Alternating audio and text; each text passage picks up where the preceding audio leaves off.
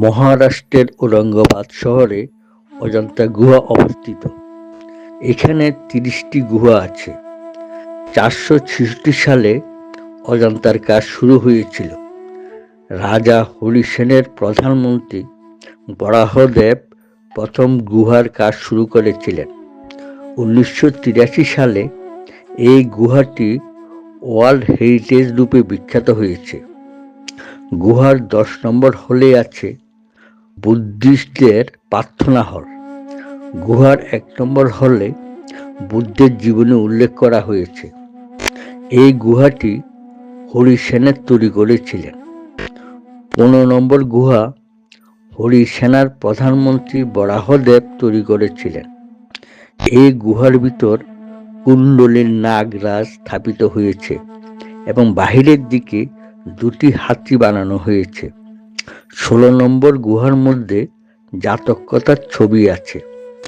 গুহার ১৭, ২০, ২৯ নম্বরে বৈশিক বংশের রাজা উপেন্দ্রগুপ্ত তৈরি করেছিলেন। এখানে নাগরাজের আদি ছবি বানানো হয়েছে। গুহা নম্বর ২১, ২৬ অশোক বংশে বানিয়েছিলেন। এই গুহাটি বড় করে প্রার্থনা হল বানানো হয়েছে। ১ নম্বর গুহা গৌতম বুদ্ধের পূর্বজন্মে কি ঘটেছিল তার উল্লেখ হলো জাতক গল্প। ২ নম্বর গুহায় আছে সিদ্ধার্থের জন্ম ও জীবন কাহিনী। ১৮১৯ সালে জন স্মিথ প্রথম ১০ নম্বর গুহা দেখতে পেয়েছিলেন। উনি জঙ্গলে শিকার করতে এসে দূর থেকে এই গুহা দেখতে পান। তখন উনি ১০ নম্বর গুহায় এসে ওনার নাম খোদাই করে যান। তারপর আস্তে আস্তে গুহা সম্বন্ধে জানাজানি হয়। ১০ নম্বর গুহায় আছে একটি বড় স্তূপ এবং দেওয়ালের গুহার চিত্র। ২৬ নম্বর গুহায় আছে একটি চৈত্র। ওই গুহায় আরও আছে মৃত বুদ্ধ। এখানে মৃত বুদ্ধের নিচে আছে মানবকুল। ওনারা বুদ্ধের মৃত্যুর জন্য শোক প্রকাশ করছেন এবং বুদ্ধের উপরে আছে দেবকুল। ওনারা বুদ্ধের মৃত্যুর জন্য আনন্দ প্রকাশ করছেন ওনাকে কাছে পাওয়ার জন্য। আর গৌতম বুদ্ধের মুখে বিরাজ করছে এক অপারেয় শান্তি। অজন্তা গুহা সোমবার ছাড়া প্রতিদিন সকাল ৯টা থেকে বিকেল ৫টা পর্যন্ত খোলা থাকে। অজন্তার সবগুলি গুহা গৌতম বুদ্ধের ঘটনাবলী নিয়ে উল্লেখ করা হয়েছে। অজন্তা গুহা ভারতের প্রাচীন গুহার মধ্যে একটি। এই গুহায় উৎকৃষ্ট মানের চিত্রকথা রূপ দিয়েছে। পৃথিবীর বাস্তুকলার মধ্যে অজন্তা গুহা বিশেষ স্থান দখল করে আছে। ইলোরা গুহা। ইলোরা গুহা মহারাষ্ট্রে অবস্থিত। এই গুহা শুধু ভারতে নয়, পৃথিবীর মানুষকে অবাক করে দেয়। ১২০০ বছর আগে এই গুহার মন্দির নির্মাণ হয়েছে।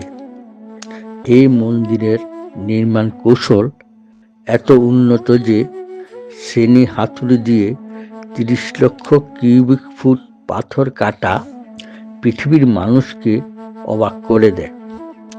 যে কৌশলে এই মন্দির নির্মাণ করা হয়েছে সারা পৃথিবীতে কোথাও দেখা যায় না, এমনকি মিশরের পিরামিডেও নয়।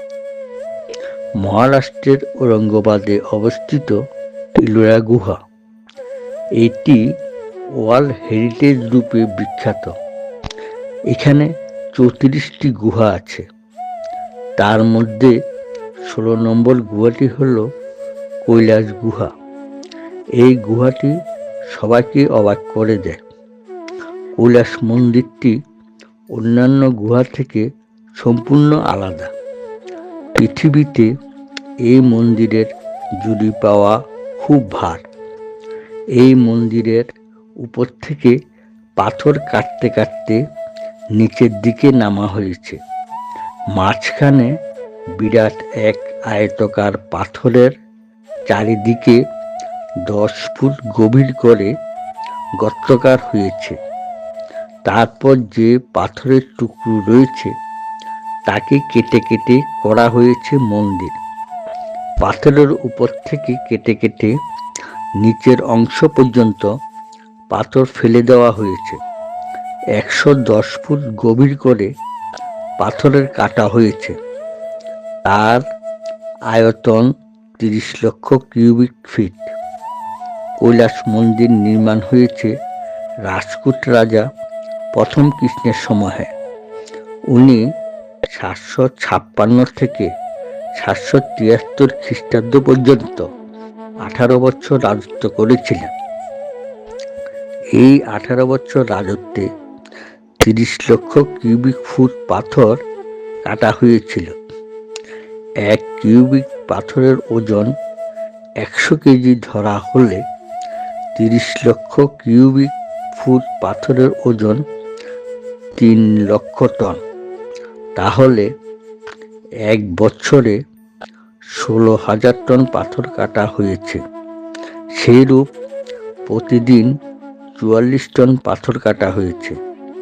প্রতিদিন 11 ঘন্টা করে কাজ করলে প্রতি ঘন্টায় 4 টন করে পাথর কাটা হয়েছে।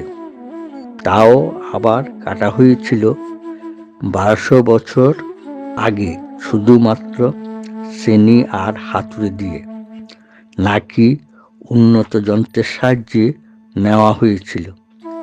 এটাই মন্দিরের রহস্য। ওই সময় কি টেকনোলজি ব্যবহার করা হয়েছিল আজও আমাদের অজানা। কৈলাসের 100 ফুট উঁচু বিজয়স্তম্ভ, এটি পাথরের উপর থেকে নিচে কেটে ফেলে দেওয়া হয়েছে। শুধু স্তম্ভটি দাঁড়িয়ে রয়েছে। কৈলাস মন্দির পৃথিবীর সবথেকে বড় মনোলিথ স্ট্রাকচার। এই মন্দিরের 3টি অংশ: গর্ভগৃহ, নন্দীমণ্ডপ ও মুখমণ্ডপ। এখনকার ইঞ্জিনিয়ার বা আর্কিটেক্ট কম্পিউটারের সাহায্য ছাড়া এই মন্দির নির্মাণ করা অসম্ভব। 1200 বছর আগে মানুষ কম্পিউটার থেকেও কি উন্নত ছিল, নাকি উন্নত প্রযুক্তি ছিল? এই রহস্য কিনারা আজও হয়নি।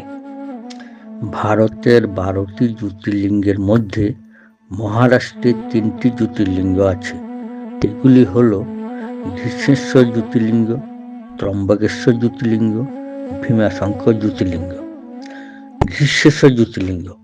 ঘৃষ্ণেশ্বর জ্যোতির্লিঙ্গ দর্শনে পুরীদের খালি গায়ে থাকতে হয়, কারণ প্রাচীনকাল থেকে মন্দিরের পেছনে ভেলগঙ্গা নদীতে খালি গায়ে স্নান করে জ্যোতির্লিঙ্গ দর্শন, ওই পরম্পরা এখনো চলছে। ঘৃষ্ণেশ্বর নাম কেন হয়েছে? শিবালয় তীর্থে ঘুষ্মা নামে এক মহিলা শিবলিঙ্গ প্রতিষ্ঠা করে পূজা অর্চনা করতে থাকে। ঘুষ্মার এক বড় বোন ছিল। উনি ভেসে এসে ঘুষ্মার ছেলেকে কুণ্ডলীর মধ্যে ফেলে দেয়। তাতে শিব ওর প্রতি ক্রুদ্ধ হয়। তখন ঘুষ্মা শিবের প্রার্থনা করে এবং দিদিকে ক্ষমা করে দিতে বলে। শিবালয় তীর্থে জ্যোতির্লিঙ্গ রূপেও প্রতিষ্ঠা হওয়ার জন্য অনুরোধ করে। শিব সন্তুষ্ট হলে পরদিন ঘুষ্মার ছেলে কুণ্ডলী থেকে উঠে হাঁটতে থাকে। তারপর থেকে মহেশ্বর ওইখানে ঘৃষ্ণেশ্বর জ্যোতির্লিঙ্গ রূপে প্রতিষ্ঠিত হয়। ঔরঙ্গজেব এই মন্দির ধ্বংস করার জন্য আক্রমণ করেছিল, কিন্তু মন্দিরে গর্ভগৃহে ঢুকতে হলে সরু সুড়ঙ্গ দিয়ে ঢুকতে হবে। তাই ঔরঙ্গজেব মন্দির ধ্বংস সফল হয়নি। পরবর্তীতে শিবাজি মহারাজের বাবা মন্দিরটিকে সুন্দরভাবে গড়ে তোলেন। ত্রম্বকেশ্বর জ্যোতির্লিঙ্গ। ব্রহ্মগিরি, নীলগিরি ও কালাগিরির মাঝখানে ত্রম্বকেশ্বর জ্যোতির্লিঙ্গ অবস্থিত। পৌরাণিক কাহিনী অনুসারে ওই ব্রহ্মগিরিতে বাস করতেন ঋষি গৌতম ও তার স্ত্রী অহল্যা। ওনারা শিবের পূজা পাঠের পাশাপাশি চাষবাসও শুরু করেন। তখন অন্যান্য ঋষিদের হিংসে হতে থাকে, তাই একদিন ওরা একটি গরুকে চাষের জমিতে ঢুকিয়ে দেয় ফসল নষ্ট করার জন্য। গৌতম ফসল রক্ষার জন্য ওই গরুটিকে তাড়া করলে গরুটি তখন পালাতে গিয়ে খাদে পড়ে মারা যায়। ওই সময় অন্যান্য ঋষিরা গৌতমের নামে গোহত্যার অভিযোগ আনে। ওনারা তখন বলতে থাকেন, গৌতমকে প্রায়শ্চিত্ত করতে হলে গঙ্গাকে এখানে এনে দিতে হবে। গৌতম ওই সময় মহাদেবের কঠোর তপস্যা করতে শুরু করলেন।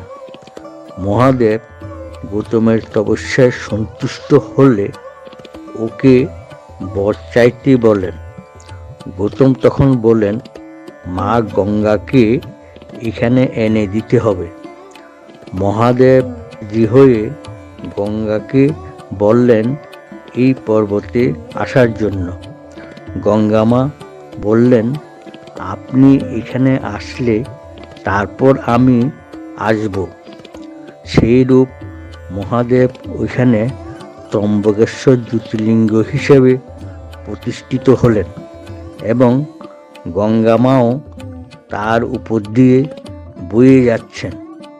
গঙ্গার আরেক নাম গোদাবরী, তাই ত্রম্বকেশ্বর গোদাবরীর উৎপত্তি স্থল ভীমাশঙ্কর জ্যোতির্লিঙ্গ। ভীমাশঙ্কর মন্দির ভীমাশঙ্কর গ্রামে অবস্থিত। আগে এখানে ভীমাশঙ্কর জঙ্গল ছিল। ওই সময় ত্রিপুরাসুরা নামে এক রাক্ষস ওই জঙ্গলে বাস করত।